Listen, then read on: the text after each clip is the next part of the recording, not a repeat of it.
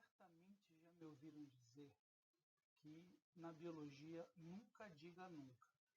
E existem várias maneiras da reprodução acontecer fora dos processos tradicionais de um óvulo sendo fecundado pelo espermatozoide, formando um zigoto e este se desenvolvendo.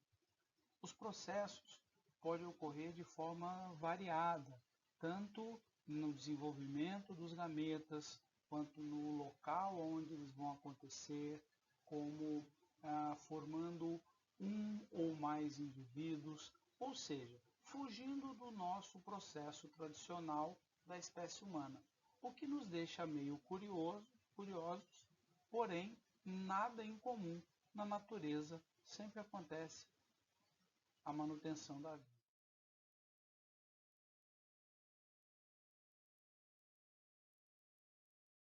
Life finds a way. O processo incomum apenas para os nossos padrões é a partenogênese, que acontece quando óvulos não fertilizados se desenvolvem. Nessas espécies, ocorrerá os dois processos. Óvulos fecundados vão se desenvolver e os não fecundados também vão se desenvolver. Normalmente acontece para a determinação sexual. Muitas espécies exibem esse processo. Vermes achatados, crustáceos, anfíbios. O exemplo mais famoso e mais conhecido é o das abelhas. Tá? Nós podemos chamar ou interpretar como sendo uma reprodução sexuada, mas sem sexo, porque não haverá a fecundação. O exemplo clássico é a partenogênese que ocorre nas abelhas. Agora, fique atento. As fêmeas são formadas por fecundação. Fêmeas são as operárias e as rainhas. Apenas os zangões, também chamados de drones, são partenogenéticos. Para a formação deles, os óvulos postos pela rainha não serão fecundados, desenvolvendo os machos.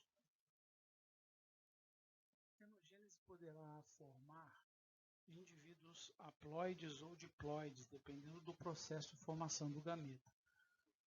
As perguntas mais comuns é quanto ao sexo formado. Existe a partenogênese arrenótoca, essa que nós já vimos anteriormente das abelhas, em que apenas os machos são formados partenogeneticamente. A partenogênese telítoca ou teliótoca, em que ocorrerá apenas a formação das fêmeas por partenogênese, os machos são fecundados, aí os carrapatos são um exemplo tradicional, e a partenogênese deuterótoca, que tanto os óvulos fecundados quanto os não fecundados podem se desenvolver formando machos ou fêmeas, havendo assim outros critérios na determinação do sexo.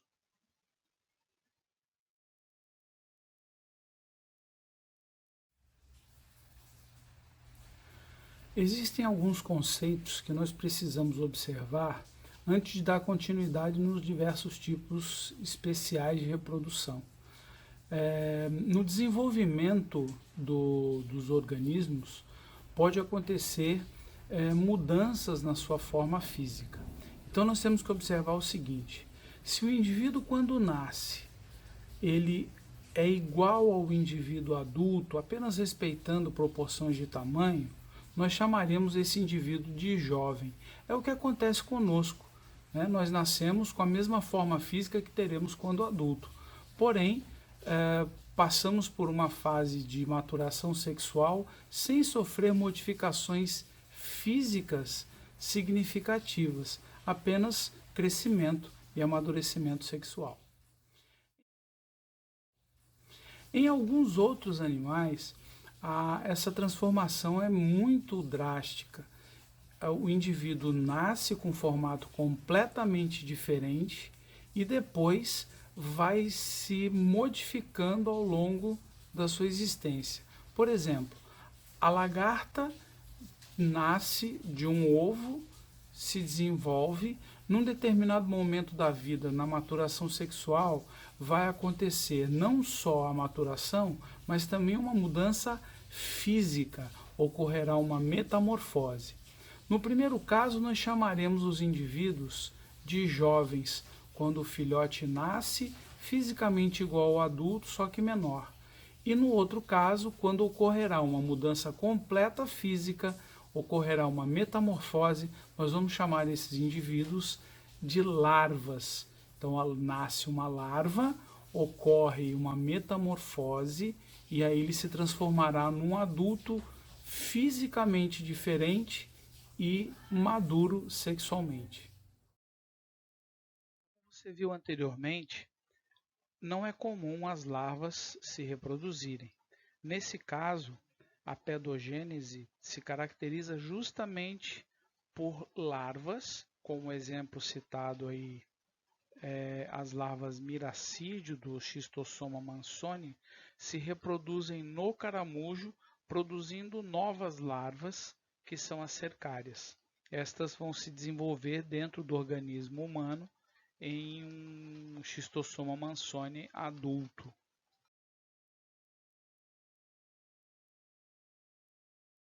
Em algumas salamandras, como o Ambystoma mexicanum, o processo é como nos anfíbios, né? Ocorre a fecundação, o desenvolvimento de uma larva, essa larva sofre metamorfose, se transforma num adulto e vai se reproduzir naturalmente.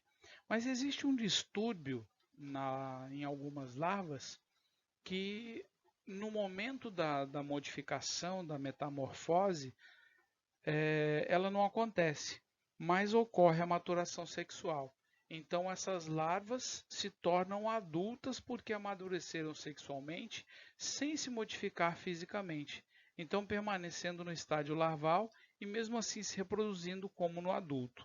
A larva se reproduz, dando origem a novos indivíduos. O nome disso é neotenia.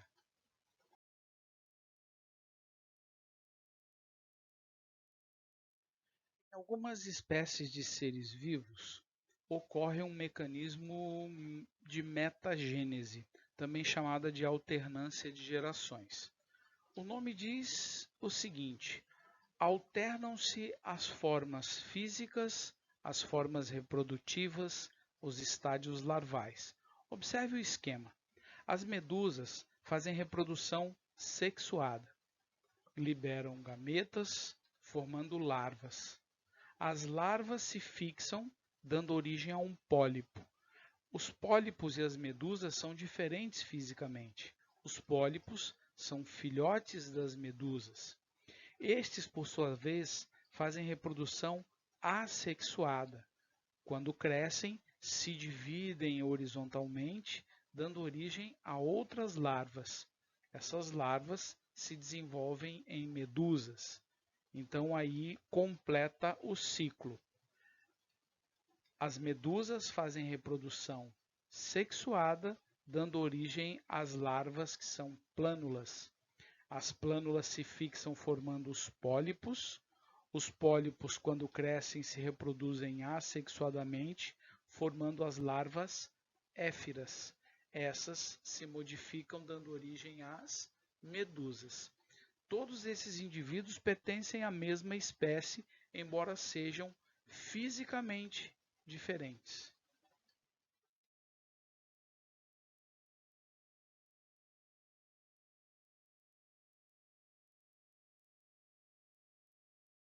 Nós já estamos aptos a entender que existe reprodução com a formação de novos indivíduos sem modificação genética, que é a reprodução assexuada. Temos a reprodução com formação de novos indivíduos e com modificação genética, que é a reprodução sexuada.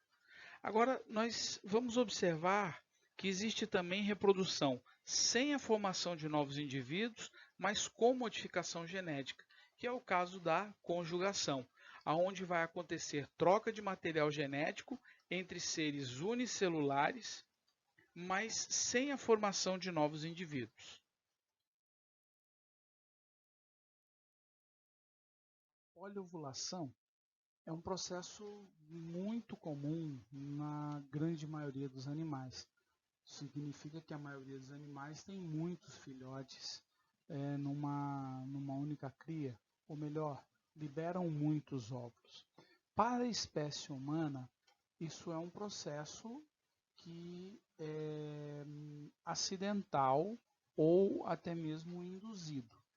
Quando na espécie humana ocorrer a liberação de mais de um óvulo, ocorrerá a formação dos gêmeos fraternos, aqueles gêmeos que são diferentes, podendo até mesmo ser de sexos diferentes. Isso porque vários óvulos liberados, cada óvulo será fecundado por um espermatozoide próprio, cada um o seu, espermatozoides diferentes. Portanto, formará crianças geneticamente diferentes, chamadas de gêmeos fraternos.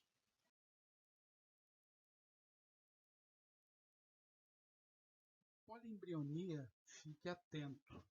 Um óvulo é fecundado por um espermatozoide, produzindo um zigoto.